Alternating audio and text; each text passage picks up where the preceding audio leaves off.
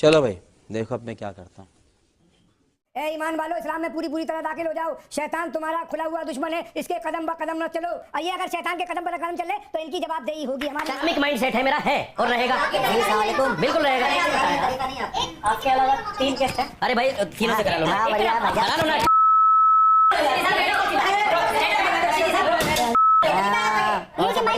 करने का दीन के खिलाफ करिए।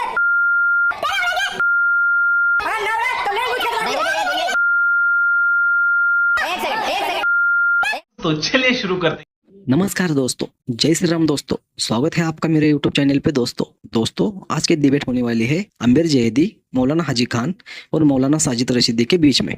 दोस्तों शुरू में तो मौलाना हाजी खान और मौलाना साजिद रशीदी आमिर जहेदी पे भारी होते हुए दिखाई दिए, मगर जब आमिर जहेदी ने सवाल पूछना चालू किया तो दोनों मौलानों की बोलती बंद हो गई और अंत में तो ऐसा हुआ कि दोनों मौलानों को डिबेट छोड़ के भाग जाना पड़ा। तो दोस्तों वीडियो बहुत मजेदार होने वाली है। दोस्तों अगर आप मेरे चैनल पे पहली बार आए हो तो मेरे चैनल को लाइक करिए, सब्सक्राइब करिए और शेयर कीजिए। तो दोस्तों शुरू करते हैं मेन डिबेट। धन्यवाद। पिक्चर चालू करो बे। क्या ये कहा जाना कि आप सियासत में नहीं होके भी सियासी गोटियां खेलते हैं? कभी आप मोहन भागवत जी से मिलते हैं, कभी आप मोदी जी के बुलावे पर चले जाते हैं, आप कौम के बहुत सारे लोगों को नाराज करके राम मंदिर की प्राण प्रतिष्ठा में चले जाते हैं। क्या आप ये सियासी डोरियां हैं जो बगैर सियासत में शामिल हुए खींचते रहते हैं? दरअसल मैं जो भी कोई कार्य करता हूं इसमें सियासत नहीं है, मेरा राष्ट्र हित मेरे सामने होता है। ये बड़ी अच्छी बात कही आप। अगला सवाल आपसे। अब तरक्की और विकास का एक जो फॉर्मूला है वो कहता है सबका साथ। आता हूं सर। सबका साथ, सबका विकास, सबका विश्वास। अरशद मदनी साहब को अगर आप सुने तो वो कहते हैं हिंदुस्तान में मुसलमानों की हालत इस समय सबसे दयनीय है और मुसलमान सबसे ज्यादा हाशिए में हैं, परेशान हैं। सबका साथ, सबका विकास, सबका विश्वास, अगर हर एक पॉलिसी, गवर्नमेंट पॉलिसी का लाभ सबको बगैर भेदभाव के मिल रहा है तो ये स्टेटमेंट कैसे सही हो सकता है जो दूसरी तरफ से दिया गया? यकीनन यही तो दिक्कत की बात है आज के वक्त में। अभी आप देखेंगे कि जो हमारे प्रधानमंत्री आवास योजना, उसमें आप देखेंगे कि सबसे ज्यादा अगर कोई फायदा मिला तो मुसलमानों को मिला। अगर दूसरी तरह की लाडली योजनाएं जो मिली वो मुसलमानों की मिली। बिल्कुल सही पकड़े हैं।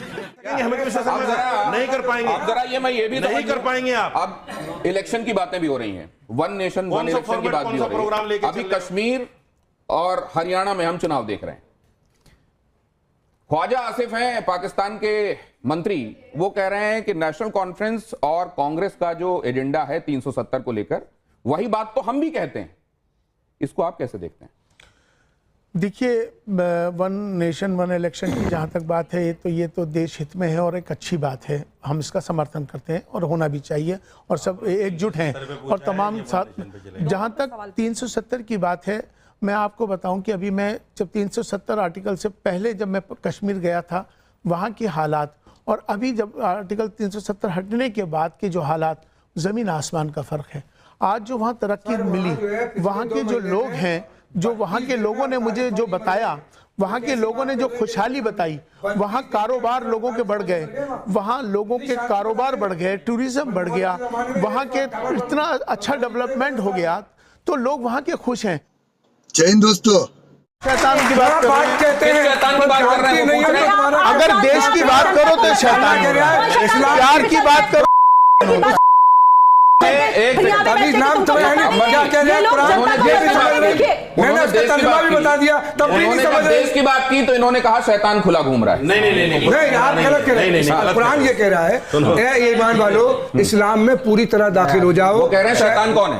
मैं कह रहा हूँ पूरी बात तो सुनो। कैसे कैसे लोग रहते हैं यार यहाँ पर। प्राण प्रतिष्ठा का मतलब ये होता है हजरत, मूर्ति में जान डालना, प्राण प्रतिष्ठा इसको कहते हैं।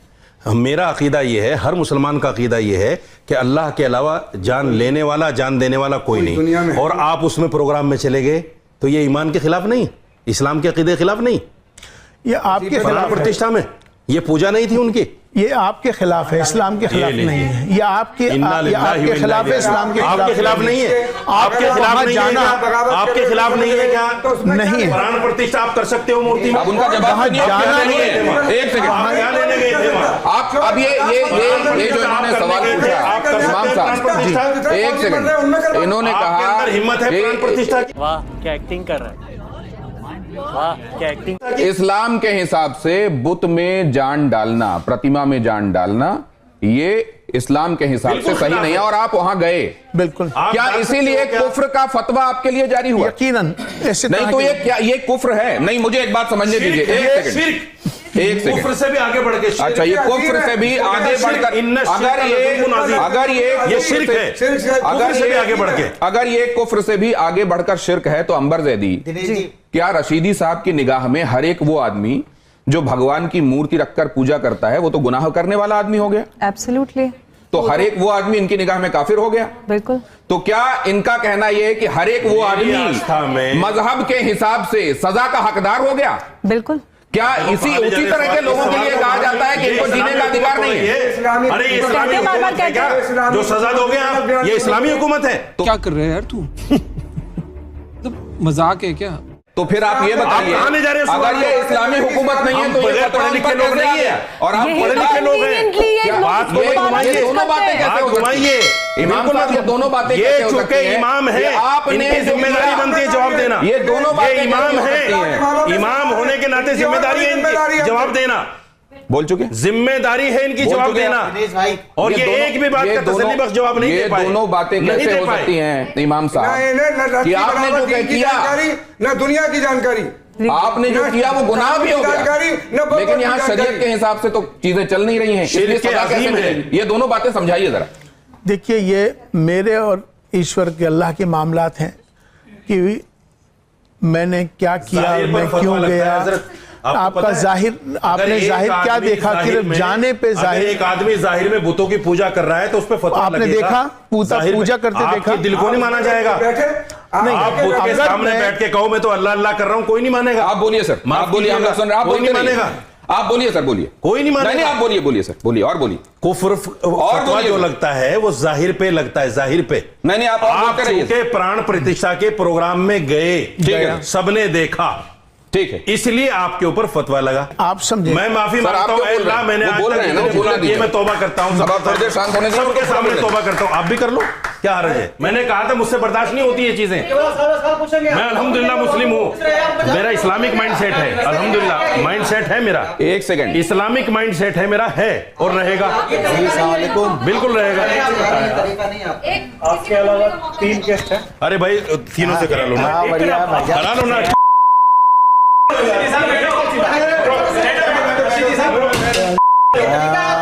ये कि माइक तोड़ दिया यार। यही नहीं, अभी और सुनिए। ये तो सब गलत बातें कर रही हैं। नहीं, वो जो आपको समझ में नहीं आएगा वो गलत नहीं हो जाएगा ना सर। कर रहे हैं दीन के खिलाफ, तो कर भाई मेरी कीजिए मेरे खिलाफ कभी, आपने सब ये आप दोबारा मत बोलिएगा। दीन के खिलाफ कौन बगावत कर रहे हैं? या दीन के खिलाफ है जो मैंने आज पुलिस का विरोध कर दिया आपने। आप कुरान आप कह रहे हैं कि शैतान वाला काम कर रहे हैं। आप होते कौन है बात बोलने वाले? आप होते कौन है बोलने वाले? अथॉरिटी दी किसने दी? लेके भी ऐतराज यही था। कौन शैतानी रास्ते पे चल रहा है? उनको लेके उनको लेके भी ऐतराज यही था, उनको लेके भी ऐतराज दीन का खंजर लेके लोगों को बरगलाते फिरते हैं। आप कुछ नहीं जानती, आप नहीं बोल रहे, कैसे बोल रहे हैं कि शैतानी रास्ते पे चल रहे हैं? हाजिर खान साहब, तुमने हाजिर खान साहब ये कि अगर आप शांत रहोगे, वो सही है, अगर आप शांत रहोगे तो उन्होंने तर्जुमा कर दिया, थोड़ी सी अगर एक दूसरे को बोलने, क्यों बोल रहे हैं? अगर एक दूसरे को बोलने ही नहीं दोगे, शांत। गुलाम क्या है कि आपका तरीका गलत है। क्या का तरीका मेरे खिलाफ ये अगर करने की कोशिश मुझे मत समझ। मैं किसी को कुछ नहीं समझता, आदमी समझता हूँ, किसी को भी। प्लीज प्लीज प्लीज प्लीज, ये क्या प्लीज, आप देख नहीं रहे, साजिश कर रहे हैं जनता को भड़काने के लिए। ये सरकार से जुदा समझ नहीं रहे।